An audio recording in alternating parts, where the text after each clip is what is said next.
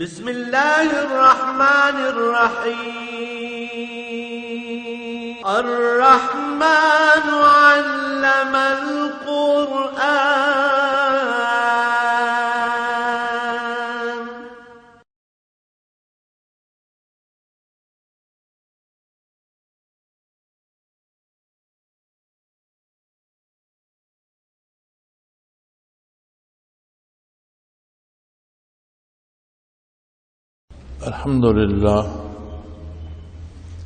الحمد لله رب العالمين والصلاة والسلام على حبيبه محمد وآله وصحبه أجمعين. أعوذ بالله من الشيطان الرجيم. بسم الله الرحمن الرحيم. وإذ قال الله يا عيسى ابن مريم أأنت قلت للناس اتخذوني وأمي إلهين من دون الله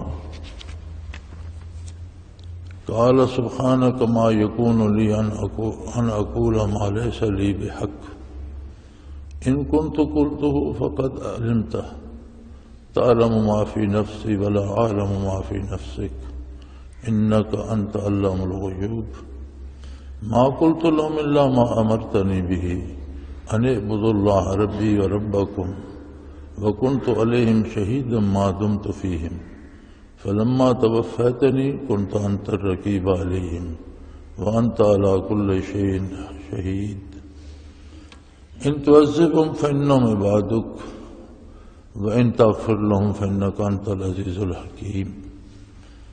قال الله هذا يوم ينفع الصادقين صدقهم لهم جنات تجري من تحتها الأنهار خالدين فيها أبدا رضي الله عنهم ورضوا عنه ذلك الفوز العظيم. لله ملك السماوات والأرض وما فيهن وهو على كل شيء قدير. اللهم سبحانك لا علم لنا إلا ما علمتنا إنك أنت العليم الحكيم. مولاي صل وسلم دائما أبدا على حبيبك خير الخلق كلهم. اس کا سادہ سا ترجمہ یہ ہے کہ وہ وقت بھی قابل ذکر ہے جب اللہ کریم عیسیٰ جو مریم علیہ السلام کے بیٹے ہیں ان سے فرمائیں گے کہ کیا آپ نے لوگوں کو یہ فرمایا تھا کہ مجھے اور میری والدہ کو اللہ کے علاوہ دو معبود اور بنا لیں. قال سبحانک، تو وہ عرض کریں گے اللہ تو پاک ہے، مجھے ایسی بات کہنے کا کیا حق تھا جو میرے لیے مناسب ہی نہیں. اگر میں نے ایسی بات کہی ہوتی تو آپ کے علم میں ہوتی. آپ میرے دل کی گہرائیوں میں جو کچھ ہے اسے بھی جانتے ہیں اور میں آپ کے علوم سے کلی طور پر واقف نہیں ہوں. یہ آپ کی ذات ہے جو غیب کو بھی جانتی ہے. میں نے ان سے صرف وہی کہا جس کا آپ نے مجھے حکم دیا، اور وہ یہ تھا کہ اللہ کی عبادت کرو، وہ میرا بھی رب ہے اور تم سب کا بھی رب ہے. اور جب تک میں ان میں موجود رہا تب تک کا میں گواہ ہوں. جب آپ نے مجھے اٹھا لیا تو پھر آپ بہتر جانتے ہیں، اس لیے کہ آپ ہر بات کی خبر رکھتے ہیں، ہر چیز پہ گواہ ہیں. اب اس کے بعد اگر آپ انہیں عذاب دیں تو آپ کے بندے ہیں، آپ جانیں، آپ کی مخلوق جانیں، اور اگر آپ معاف کر دیں تو آپ غالب بھی ہیں اور حکمت والے بھی. اللہ کریم ارشاد فرمائیں گے کہ آج یہ قیامت کا دن ایسا دن ہے کہ یہ ایک سچا دن ہے اور انہی لوگوں کو فائدہ ہوگا جو سچے تھے. ان کے لیے باغات ہیں جن میں نہریں جاری ہیں اور وہ ان میں ہمیشہ رہیں گے اور انہیں اللہ کی رضامندی نصیب ہوگی اور وہ اللہ پر راضی ہوں گے، اور یہ بہت بڑی کامیابی ہے. زمینوں آسمانوں اور جو کچھ ان میں ہے سب کی بادشاہی صرف اللہ کے لیے ہے اور وہ ہر چیز پہ قادر ہے۔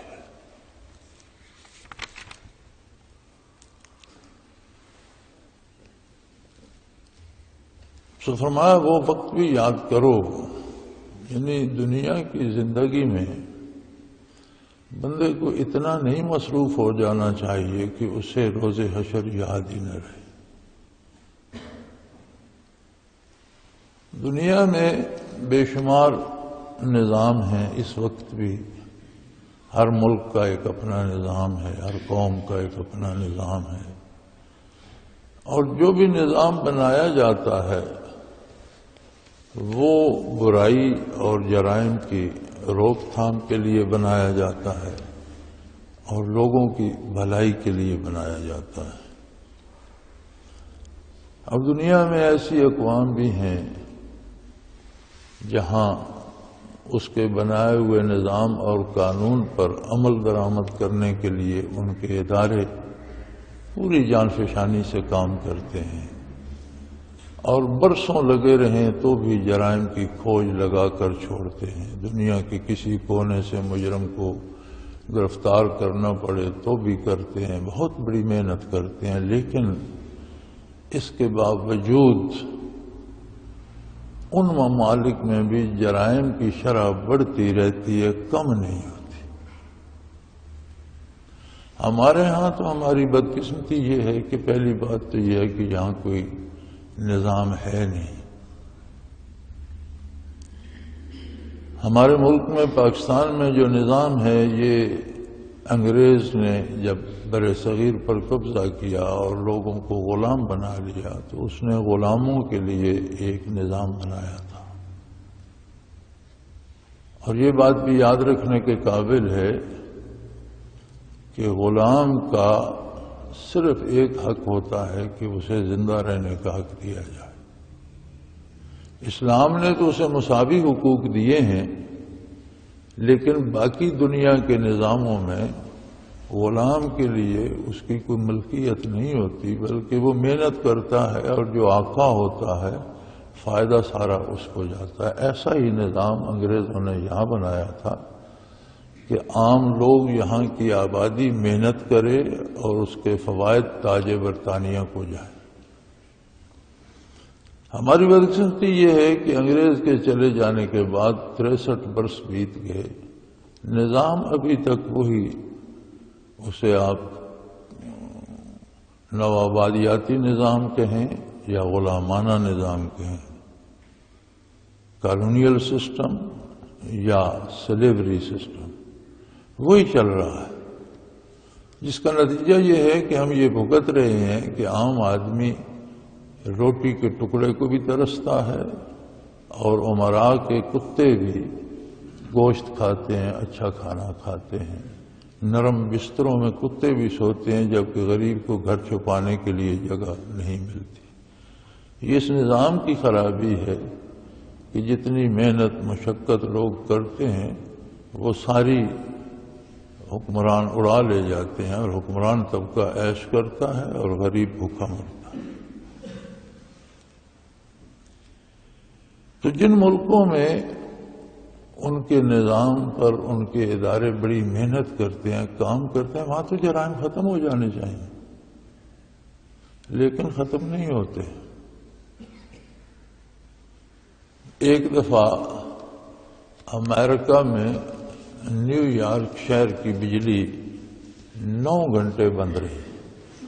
ان ملکوں میں کبھی کبھی ایسا ہوتا ہے، کوئی حادثہ ہو جائے یا کوئی اس طرح کی بات ہو جائے تو 9 گھنٹے بجلی بند رہی نیو یارک میں۔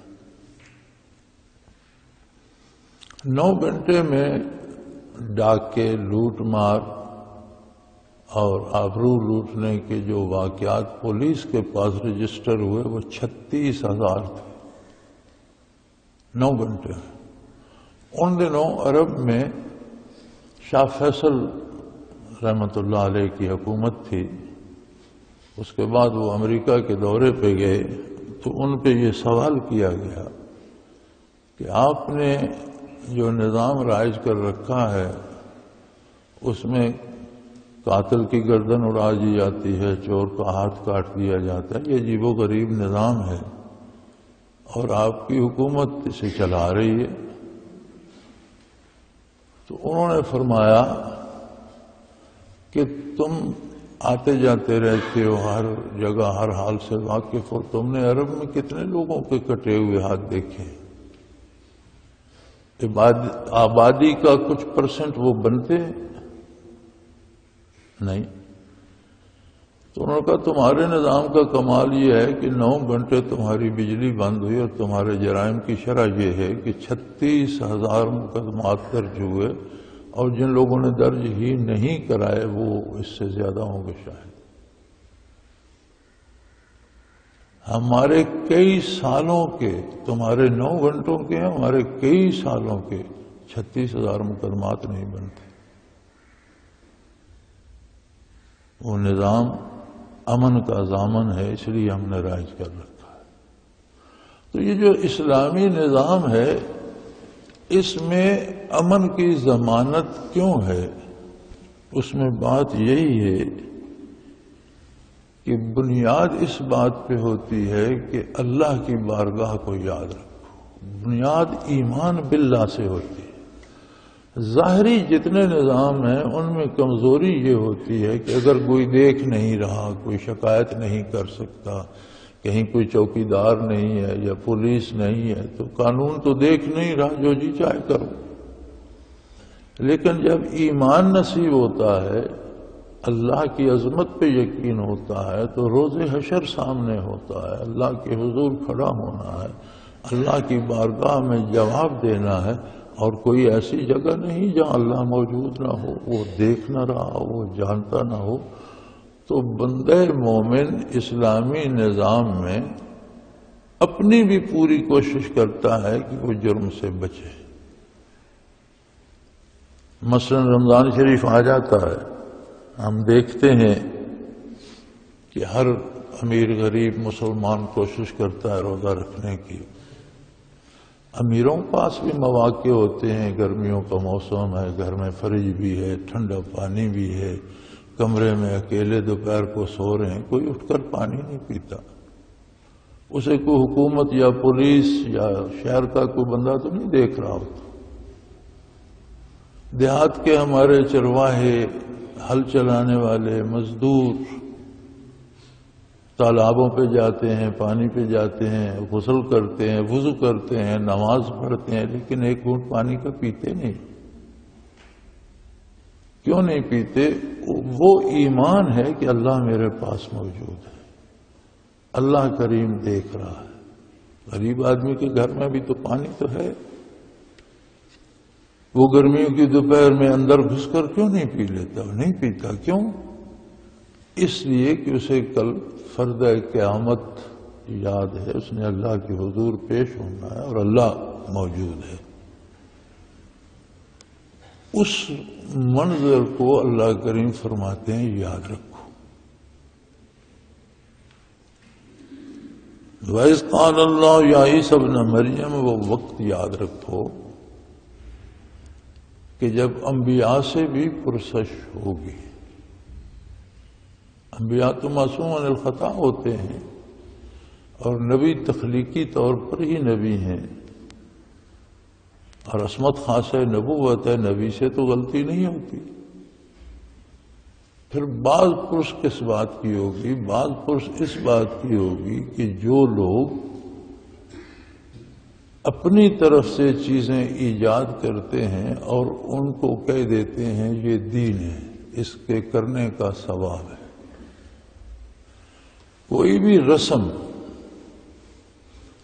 جس کا شریعت میں حکم نہیں ہے لیکن ہم نے اپنے طور پر ایجاد کر لیا اور اسے ثواب بھی سمجھتے ہیں، تو اس کا مطلب یہ ہے کہ جتنے ثواب کے کام ہیں، اوامر و نواہی، جتنے گناہ کے کام ہیں، جتنے ثواب کے کام ہیں، یہ بتانا تو منصب نبوت ہے۔ یہ تو اللہ کے نبی، اللہ کے رسول نے بتانا ہے کہ یہ ثواب ہے، یہ جرم ہے، یہ اچھا ہے، یہ برا ہے۔ اب اگر ہم کہتے ہیں کہ یہ ثواب ہے تو اس کا معنی یہ ہے کہ یہ ہمیں اللہ کے رسول نے بتایا ہے۔ کیونکہ عام آدمی تو ثواب گناہ کی تعیین نہیں کر سکتا. تو جن لوگوں نے جیسے عیسائیوں نے اب 3 خدا بنا لیے، ابھی تک تثلیث ہی کے قائل ہیں، تو دعوت ان کا یہ ہے کہ یہ عیسیٰ علیہ السلام کی تعلیمات ہیں، اور عیسیٰ علیہ السلام نے ہم نے بتایا کہ وہ اللہ کے بیٹے ہیں. تو فرمایا عیسیٰ علیہ السلام سے پوچھا جائے گا یا عیسیٰ ابن مریم، اے عیسیٰ مریم کے بیٹے. ہمارے ہاں یہ جو کذاب تھے جنہوں نے جھوٹے دعوے نبوت کے کیے، ان میں ایک مرزا غلام احمد قادیانی بھی تھا. اس موضوع پہ قادیانی نے بڑا زور لگایا کہ عیسیٰ علیہ السلام کا والد تھا اور وہ فوت ہوا، اور یوسف نجار اس کا نام تھا، اور آزاد وہ کشمیر میں، جو ہندوستان کے پاس کشمیر ہے، مقبوضہ کشمیر میں دفن ہے، یہ ہے وہ ہے. تو علماء نے اس پہ خوب خبر لی اس کی، اور پھر علماء نے اس سے بڑھ کر بھی کہا. رفع آسمانی کا بھی اس نے انکار کیا کہ آسمانوں پر نہیں اٹھایا گیا، وہ عیسیٰ علیہ السلام فوت ہو چکے ہیں. اس نے یہ سارا سلسلہ اس لیے جوڑا کہ مجھے عیسیٰ مانا جائے، میں عیسیٰ ہوں جس نے آخری زمانے میں آنا تھا. تو علماء نے اس سے آگے بڑھ کر اسے یہ بھی ثابت کیا کہ تم غلط کہہ رہے ہو، اور یہ بھی ثابت کیا کہ تم تو ایک شریف انسان ثابت نہیں ہو سکتے. تمہیں نبی کون مانے گا؟ تم اپنی کتابوں اور اپنے احوال کے حوالے سے ایک صحیح دماغ اور صحیح کردار کا شریف آدمی ثابت نہیں ہو سکتے. تو قرآن کریم نے حضرت زکریا علیہ السلام کو فرمایا آپ کو بیٹا عطا کریں گے، اس کا نام یحییٰ ہوگا. وہ حضرت زکریا کے نام سے ہی پہچانے جاتے ہیں. سلیمان علیہ السلام اپنے والد گرامی حضرت داؤد علیہ السلام کے نام سے قرآن میں پہچانے جاتے ہیں. تو اگر عیسیٰ علیہ السلام کے بھی والد ہوتے تو یہاں عیسیٰ ابن مریم کہنے کی کیا ضرورت تھی؟ سو فرمایا عیسیٰ مریم کے بیٹے، کیا آپ نے لوگوں سے یہ فرمایا تھا کہ مجھے اور میری والدہ کو بھی اللہ کے ساتھ معبود شامل کر لو اور 3 معبود بنا لو؟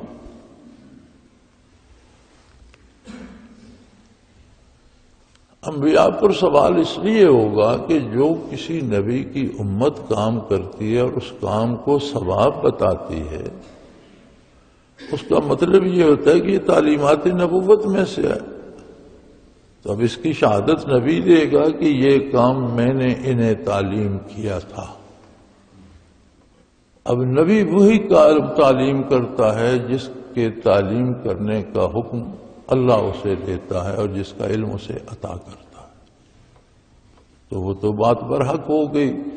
نبی کہے گا اللہ تو نے مجھے فرمایا، میں نے انہیں تعلیم کر دیا.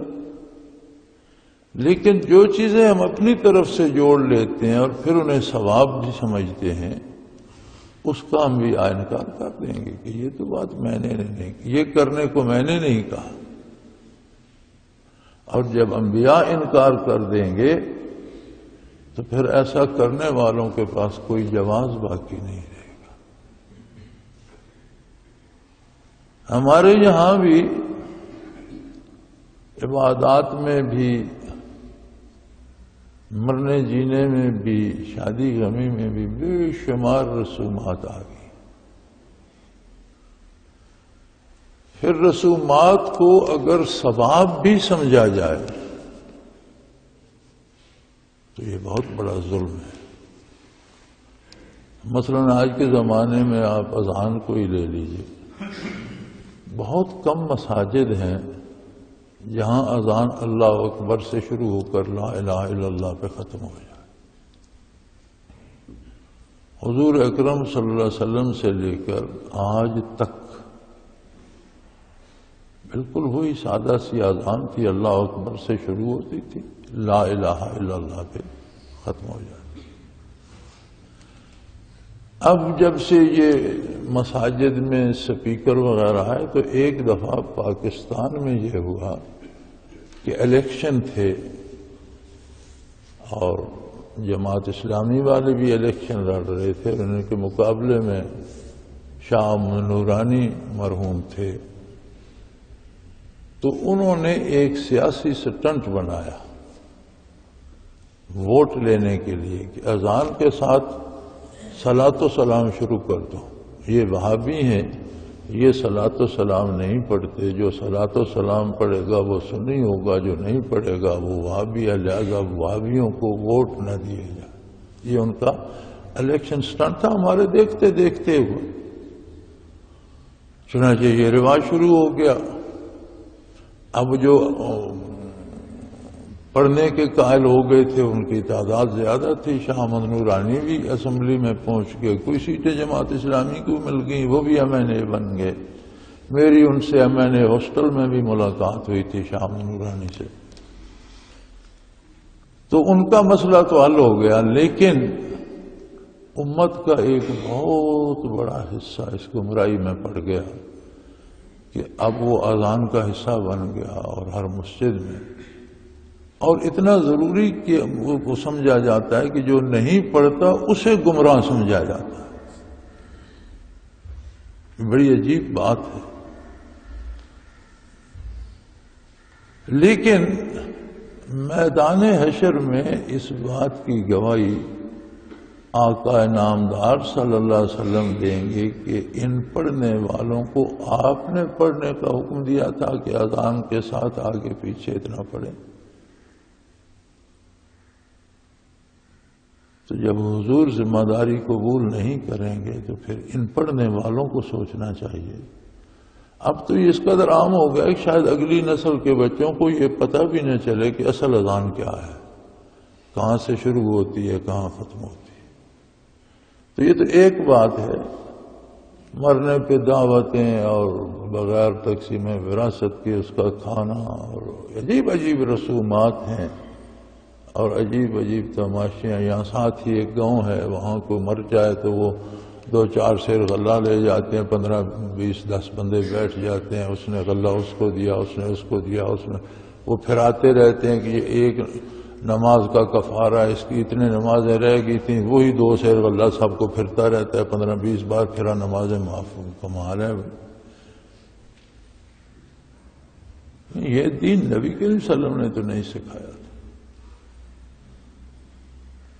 تو بدعت اسی کو کہتے ہیں، ویسے بدعت کا معنی تو ہے نیا کام، لیکن شرعی اصطلاح میں اصطلاحی بدعت یہی ہوتی ہے کہ جو کام حضور نے تعلیم نہیں فرمایا، صحابہ نے اس پہ عمل نہیں کیا، سلف صالحین نے اس پہ عمل نہیں کیا، اسے شروع کر کے اسے نیکی کہا جائے۔ لیکن اس بات کا خیال رکھیں کہ یہ ساری میدان حشر کو پیش ہوں گی اور وہ کامیاب ہوں گی جن کی ضمانت حضور صلی اللہ علیہ وسلم دیں گے کہ یہ بات تو میرے حکم کی تعمیل ہے۔ یعنی بہت سی باتیں ہیں، مثلا حضور کے زمانے میں کوئی بخاری شریف یا سیاستہ نہیں تھی، حضور صلی اللہ علیہ وسلم کے زمانے میں مدرسے نہیں تھے جیسے آج کل ہیں، اس طرح کے مدارس نہیں تھے، کتابیں نہیں تھیں، لیکن یہ مدارس، یہ کتابیں حضور حکم کی تعمیل ہیں، جو آپ نے فرمایا کہ جو کچھ مجھ سے سنتے ہو وہ دوسروں تک پہنچاؤ، بلغوا انی ولو کان آیا کما قال رسول اللہ صلی اللہ علیہ وسلم، کہ اگر ایک جملہ بھی ہو تمہارے پاس امانت ہے اسے آگے پہنچاؤ۔ اب ارشادات نبوی یا قرآن کریم اور اس کے مفاہیم و معانی آگے پہنچانا، اس کا حکم موجود ہے، اس کی تعمیل میں اگر منظم کوشش کی گئی مدارس بن گئے۔ ایک زمانہ تھا لوگوں کو ساری احادیث زبانی یاد رہتی تھیں، وہ حافظ نہ رہے، وہ تحریر ہو گئیں، کتابیں وجود میں آ گئیں، ان پر بھی بڑی بحث کی علماء حق نے، اور بدبخت اور بدقسمت لوگوں نے جھوٹ گھڑ کے احادیث میں شامل کرنے کی کوشش کی، لیکن علماء حق نے 17 فنون حدیث کی جانچ کے لیے ایجاد فرمائے اور دودھ کا دودھ اور پانی کا پانی کر دیا۔ تو کسی ارشاد کی تعمیل اور اس کی وضاحت کرنا اور بات ہے، اپنے پاس سے ایک بات گھڑ لینا اور اس پر عمل کرنا اور بات۔ عیسیٰ علیہ السلام عرض کریں گے قال سبحان اللہ، تو پاک ہے، تو ہر چیز سے واقف ہے۔ مجھے یہ کب زید دیتا تھا کہ جو میرے لیے حق نہیں ہے میں وہ لوگوں کو کہوں۔ ما یکون لی ان اقول لیس لی بحق، جس چیز کا آپ نے مجھے کہنے کا حق نہیں دیا، میں آپ کا نبی ہوں، اور نبی تو اللہ کے حکم کے علاوہ کچھ نہیں بتاتا۔ مجھے تو حق ہی نہیں پہنچتا کہ کوئی ایسی بات بتاؤں جو آپ نے مجھے نہیں بتائی۔ ان کنت قلتہ فقد علمت، اگر یہ باتیں میں نے کہی ہوتی تو ہر چیز سے واقف ہے، تیرے ذاتی علم میں ہوتا کہ میں نے کیا کہا ہے۔ تعلم ما فی نفسی، تو ایسی ذات ہے کہ میرے دل کی گہرائیوں تک سے واقف ہے۔ میں نے تو انہیں جو کہا زبانی، انہوں نے تو میری زبان سے سنا، جو میری زبان پہ نہیں آئی بات، جو میرے دل میں تھی تیرے علم میں تو وہ بھی ہے اللہ۔ ولا اعلم ما فی نفسک، اور تیرے علوم سے کما حقہ، میں واقف نہیں، میں تو وہی جانتا ہوں جو تو نے مجھے بتا دیا، اور تو وہ بھی جانتا ہے جو کسی نے زبان پہ نہیں لایا۔ انسانی علم تو انبیاء کا علم بھی وہ ہے جو اللہ انہیں تعلیم فرما دیتا ہے، لیکن اللہ کا علم یہ ہے کہ وہ ہر چیز کو بغیر کسی ذریعے واسطے سبب کے جانتا ہے۔ انک انت علام الغیوب، تو غائبوں کے پوشیدہ چیزوں کے جاننے والا ہے۔ تو علم غیب پہ بڑے مناظرے ہوتے ہیں اور بڑی بحثیں ہوتی ہیں، لیکن سادہ سی بات ہے کہ غائب اسے کہتے ہیں جو بغیر کسی ذریعے، بغیر کسی واسطے، بغیر کسی کے بتائے، بغیر کہیں سے پڑھے، بغیر کسی ظاہری سبب کے ذاتی طور پر جانتا، اور یہ خاصیت اللہ کی ہے، یہ وصف صرف اللہ کا ہے۔ انبیاء علیہ السلام کے علوم میری آپ کی رسائی سے بالا تر ہیں، ہم تو ایک عام آدمی ہیں۔ نبی کی عظمت یہ ہوتی ہے کہ کسی کو براہ راست اللہ سے مکالمہ نصیب ہوا، باقیوں پر وہی الہی آئی فرشتے کے ذریعے، اللہ سے ہم کلام ہوتے ہیں، اللہ سے علم حاصل کرتے ہیں۔ لہذا یہ کہنا کہ فلاں نبی کے پاس اتنا علم تھا، فلاں اتنا تھا، یہ ہمارے بس کی بات نہیں۔ جتنا تھا وہ جانے اور ان کا مالک جانے، اور جتنے علوم تمام انبیاء کو تقسیم کیے گئے اس سے کہیں زیادہ علوم کے خزانے نبی کریم صلی اللہ علیہ وسلم کو عطا ہوئے، کہ انبیاء کی امتیں محدود تھیں، اوقات محدود تھے، حضور کی امت بھی ساری کائنات، ساری انسانیت کو بنایا گیا، اور قیامت تک سارے زمانوں میں نبوت بھی حضور کی ہے۔ تو ان سب باتوں کو جو آپ کی نبوت سے متعلق تھیں جاننا منصب تھا آپ کا، لیکن یہ علم غیب نہیں ہے، یہ وہ علوم ہے جو اللہ عطا کر دیتا، یعنی اللہ کی عطا اس کا سبب ہوتی ہے، اور اللہ کو کوئی بتاتا نہیں، وہ ذاتی طور پر جانتا ہے۔ جو وہ ذاتی طور پر جانتا ہے اسے علم غیب کہتے ہیں۔ اور جو انبیاء کے پاس ہوتا ہے، قرآن نے اسے اطلاع عن الغیب کہا ہے، کہ غیب کے علوم سے میں اپنے نبیوں کو مطلع کر دیتا ہوں، اطلاع دے دیتا ہوں۔ اطلاع عن الغیب خاصہ نبوت ہے، اور علم غیب خاصہ ذات باری ہے۔ تو عیسیٰ علیہ السلام عرض کریں گے کہ اللہ تو میرے دل کی گہرائیوں میں جو بات ہے وہ بھی جانتا ہے، اور میں تیرے علوم سے وہی جانتا ہوں جو تو نے مجھے بتایا۔ تیری شان یہ ہے کہ تو سب پوشیدہ باتوں کو جاننے والا ہے۔ ما قلت لهم الا ما امرتنی بہ، میں نے جو آپ نے مجھے حکم دیا اس سے رائی برابر کم و بیش انہیں کچھ نہیں کہا، میں نے صرف وہ بتایا جس کے بتانے کا مجھے حکم ہوا۔ عیسیٰ علیہ السلام تو اپنی طرف سے یہ گواہی دے رہے ہیں، اور حضور نبی کریم صلی اللہ علیہ وسلم کی گواہی خود حیات نبوی میں اللہ کریم نے دی، جو آج بھی قرآن میں موجود ہے۔ ما ینطق عن الہوا ان هو الا وحی یوحی، آپ اپنی طرف سے، اپنی پسند سے، اپنی خواہش سے کچھ نہیں فرماتے، وہی بات ارشاد فرماتے ہیں جو اللہ کی طرف سے وحی کی جاتی ہے، وہی دین ہے۔ تو حضور کی گواہی تو یہیں اللہ کریم نے خود دے دی۔ اب جو لوگ اپنی طرف سے رسومات ایجاد کرتے ہیں پیسہ کمانے کے لیے، کھانے پینے کے لیے، دنیا کے لیے، علماء حق فرماتے ہیں کہ بدترین لوگ وہ ہیں جو دین کو دنیا کے لیے بیچتے ہیں۔ قرآن کریم میں بھی یہ ارشاد موجود ہے کہ جو لوگ دین کو اور آخرت کو دنیا کے لیے بیچتے ہیں، بلکہ قرآن کریم تو بڑی سخت بات کہتا ہے، فرماتا ہے فما اصبرہم علی النار، یہ دوزخ پہ کتنے دلیر ہیں، انہیں ڈر نہیں لگتا۔ فما اصبرہم علی النار، یہ دوزخ پہ کتنے دلیر ہیں، انہیں ڈر ہی نہیں لگتا۔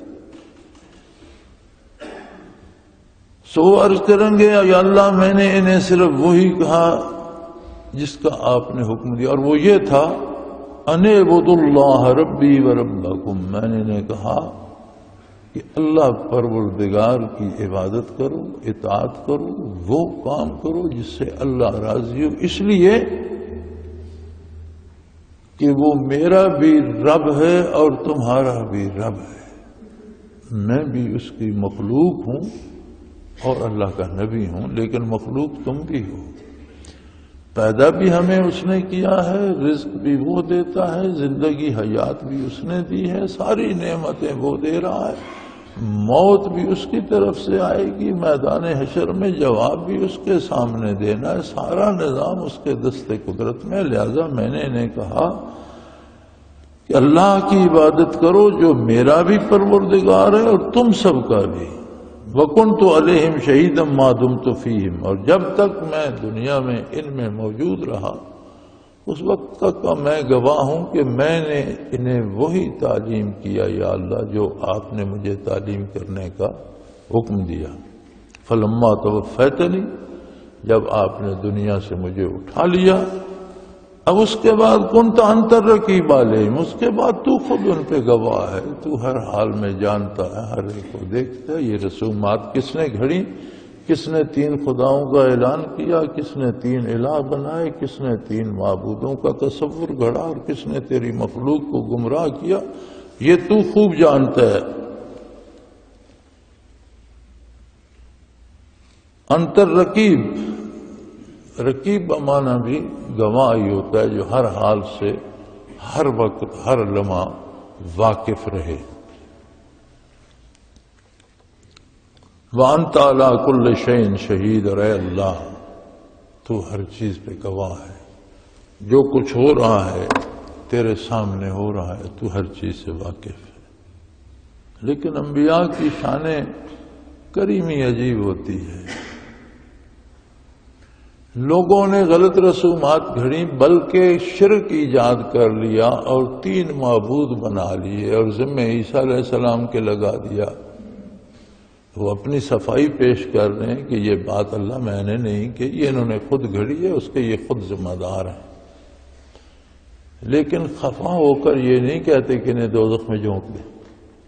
حق تو یہ بنتا تھا کہ کہتے انہوں نے میری بھی نافرمانی کی، آپ کی بھی نافرمانی کی، شرک کیا اور مجھ پہ الزام بھی دھرا، یا اللہ انہیں ایسی سزا دے کہ عبرت کا نشان بن جائے۔ فرمایا نہیں، فرمایا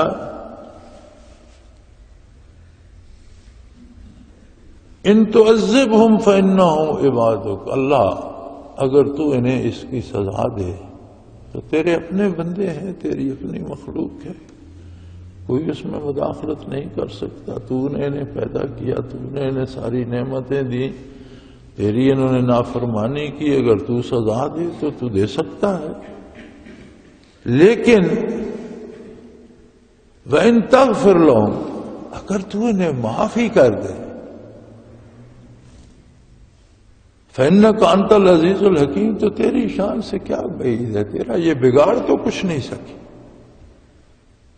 اگر یہ کہتے رہے ہیں کہ 3 معبود ہیں، تو کون سے 3 معبود بن گئے ہیں؟ معبود تو ایک ہی ہے، واحد لا شریک ہے۔ تیری شان میں تو کوئی کمی نہیں ہے، اگر تو انہیں معاف بھی کر دے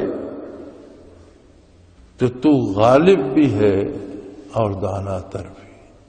سزا دینا چاہے تیری اپنی مخلوق ہے، کون روک سکتا ہے؟ لیکن تیری عظمت بہت بڑی ہے، تیری شان بہت بلند ہے، تو ہر چیز پہ غالب ہے، تو حکمت والا ہے۔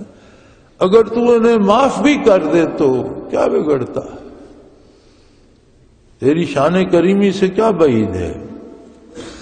تو ارشاد ہوگا قال ھذا یوم ینفع الصادقین صدقہم، آج کا دن جو ہے یہ انصاف کا دن ہے، اور سچے اور کھرے لوگوں کو ان کی سچائی کام آئے۔ آج جو سچے تھے، جو حق پر تھے، جو کھرے لوگ تھے، ان کو ان کا کھراپن اور سچوں کو ان کی سچائی جو ہے وہ نفع دے گی۔ ان کے لیے میں نے بہترین باغات اور جنت تیار کر رکھی ہے جس میں نہریں جاری ہیں، اور اس میں جب داخل ہوں گے تو پھر کبھی انہیں وہاں سے نکالا نہیں جائے گا، ہمیشہ ہمیشہ خوش رہیں گے۔ اور سب سے بڑی بات، بے پناہ نعمتیں جنت کی قرآن کریم نے گنوائی ہیں، حدیث شریف نے گنی ہے، ایک ایک نعمت پہ قربان ہونے کو جی چاہتا ہے، لیکن سب سے بڑی بات رضائے الہی ہوگی، رضی اللہ عنہ، میں ان پر راضی ہو جاؤں اور ان کو اتنے عطا کروں گا، اتنے انعام دوں گا، وَرَضُوا عَنْهُ، کہ وہ بھی مجھ پہ راضی ہو جائیں گے۔ کہاں جائے گا جنتیوں کے اور کچھ چاہیے تو کہیں گے یا اللہ ہماری تو بساط سے یہ بھی زیادہ ہے جو تو نے دے دیا، ہم تو اس سے بھی اس کا بھی اندازہ نہیں کر سکتے، اتنی عطا کی جائے گی۔ اور فرمایا ذالک الفوز العظیم، اور یہ بڑی کامیابی ہے۔ سارے لوگ ساری زندگی کامیابی کے پیچھے بھاگتے ہیں، فرمایا حقیقی کامیابی یہ ہے کہ کوئی اللہ کی رضا کو پا کر اس کی جنت میں پہنچ جائے۔ اور فرمایا یاد رکھو، اگر کوئی گناہ بھی کرے گا، نافرمانی بھی کرے گا، رسوم پرستی بھی کرے گا، کفر و شرک بھی کرے گا، اللہ کی شان میں کوئی کمی نہیں آئے گی، اللہ کا کچھ نہیں بگاڑے گا، اپنا نقصان کر رہا ہے، اپنے لیے مشکلات پیدا کر رہا ہے، اس لیے کہ للہ ملک السماوات والارض، زمین اور آسمانوں کی حکومت و سلطنت فقط اس کی اپنی ہے، کوئی اس میں شریک نہیں۔ اور اگر تمہارے خیال میں زمین و آسمانوں کے درمیان کوئی اور کائنات بھی ہے، کوئی اور مخلوق بھی ہے، وَمَا فِيهِنْ، جو کچھ بھی ہے اس میں، وہ سب کا واحد مالک ہے، اس کا کوئی شریک نہیں۔ زمینیں تو تم جانتے ہو، آسمانوں کو بھی جانتے ہو، اگر اس کے درمیان اور کوئی کرے ہیں، سیارے ہیں، ستارے ہیں، کہیں اور کوئی ہے، جگہ ہے، تو سب کا وہ واحد مالک ہی نہیں، واحد حکمران ہے جو چاہے کرے۔ وَهُوَ عَلَىٰ كُلِّ شَيْءٍ قَدِيرٌ، اس کی شان یہ ہے کہ وہ ہر چیز پہ قادر ہے، وہ کسی کا محتاج نہیں، لہذا جو نافرمانی کرتا ہے وہ اللہ کریم کا کچھ نہیں بگاڑ رہا، اپنی تباہی کے اسباب پیدا کر رہا ہے، اس کی شان میں کوئی فرق نہیں آتا، نہ کسی کے ماننے سے اس کی شان بڑھتی ہے، نہ کسی کے انکار سے اس کی شان کم ہوتی ہے، وہ بندوں کا محتاج نہیں ہے۔ وآخر دعوانا ان الحمدللہ رب العالمین۔ اللہ اللہ اللہ اللہ اللہ اللہ اللہ اللہ۔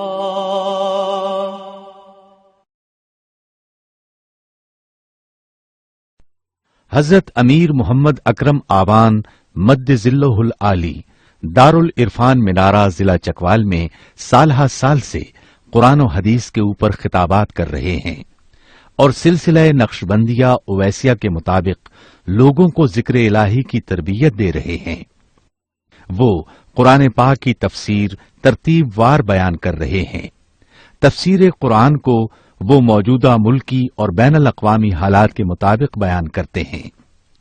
मोटरवे से कलर कहार के इंटरचेंज से निकलते हुए कलर कहार की झील से होते हुए मियानी, बोछाल और नूरपुर से गुजरते हुए दारुल इरफान मिनारा पहुंच सकते हैं। हजरत अमीर मोहम्मद अकरम आवान ने बच्चियों और बच्चों की दीनी और दुनियावी तालीम के लिए सिकारा एकेडमी के नाम से एक दरसगाह भी कायम की है, जिसका इफ्तिताह मुल्क पाकिस्तान के सदर जनरल मोहम्मद ज़ियाउल हक ने अपने दस्ते मुबारक से किया था। वो तमाम अहबाब जो इस्लाम की तलब रखते हैं, उनसे गुजारिश है कि दारुल इरफान मिनारा जिला चकवाल में अमीर मोहम्मद अकरम आवान साहब के खिताबात से मुस्तफीद हों। वो हर जुमे को नमाज से पहले बयान फरमाते हैं। हर माह की पहली इतवार को माहाना इज्तिमा होता है, जिसमें आप खुसूसी खिताब फरमाते हैं और पाकिस्तान के चारों सूबों से अहबाब इस इज्तिमा में शिरकत करते हैं। इसके अलावा यहाँ साल में 2 मरकजी इज्तिमात भी होते हैं, एक रमजानुल मुबारक में एतिकाफ का इज्तिमा और दूसरा जुलाई और अगस्त में 40 दिन का इज्तिमा होता है, जिसमें रूहानी तरबियत की जाती है। अपना खून सीमाब देकर इतना हम कर जाएंगे, नाम आका का चमन में फिर रकम कर जाएंगे।